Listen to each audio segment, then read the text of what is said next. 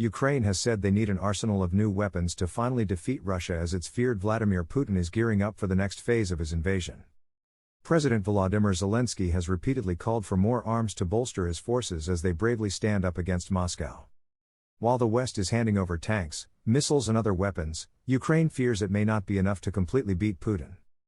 Kyiv has previously estimated that they need up to 500 tanks, 200 warplanes, 1,000 artillery pieces, 1,000 drones and 300 missile launchers.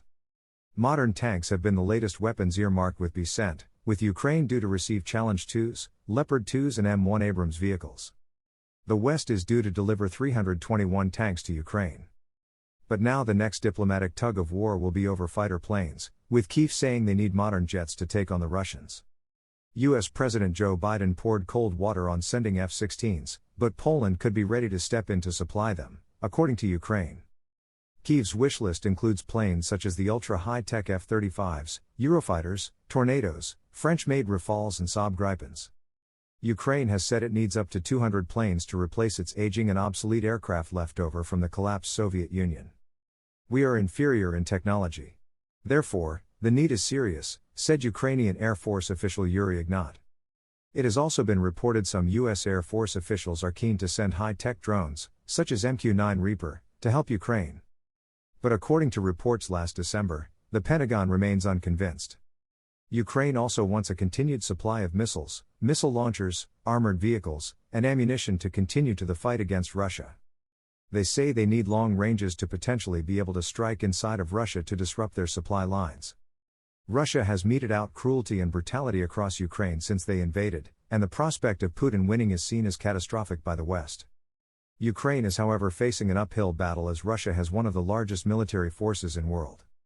And this is despite Putin's repeated failures on the battlefield with poorly trained and equipped troops. But Western leaders are having to walk a tightrope as they continue to arm Ukraine. The Kremlin is furious about the flow of weapons into the nation and has accused nations such as the US and UK of waging a hybrid war on Russia.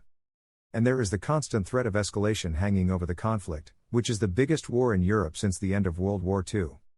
But yesterday, NATO boss Jens Stoltenberg admitted the best way to ensure future peace was to continue arming Ukraine so they can defeat Russia. "What we do know is that what happens around the table is inextricably linked to and totally dependent on the situation on the battlefield," he said.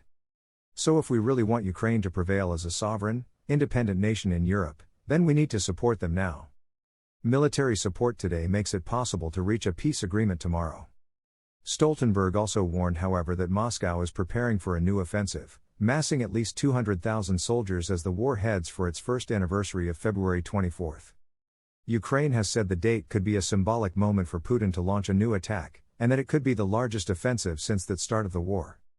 Kremlin spokesman Dmitry Peskov raged, "Ukraine demands more and more weapons.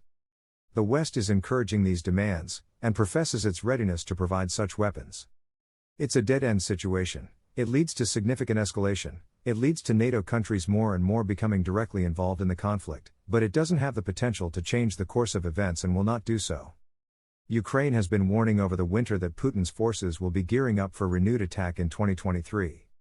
It has been 11 months since Mad Vlad invaded Ukraine, sending his forces pouring over the border to march on Kyiv. But it was not the days-long special military operation Putin and his men hoped it would be. And now, according to Ukraine, more than 126,000 Russians are lying dead in the war's muddy battlefields. The war has seen Vlad's forces thrown back and any hopes of a quick victory have sunk to the bottom of the Black Sea.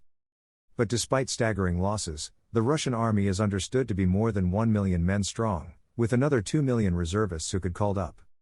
And Putin's defense boss Sergei Shoigu has announced plans to swell the number of active personnel to 1.5 million from 2023. Putin's future is now tied to his success or failure in the war, with rumors swirling around his health and his fears of a coup. Kyiv has warned that Russia is preparing to call up another 500,000 conscripts to refresh its decimated military, in addition to 300,000 who were called up in October.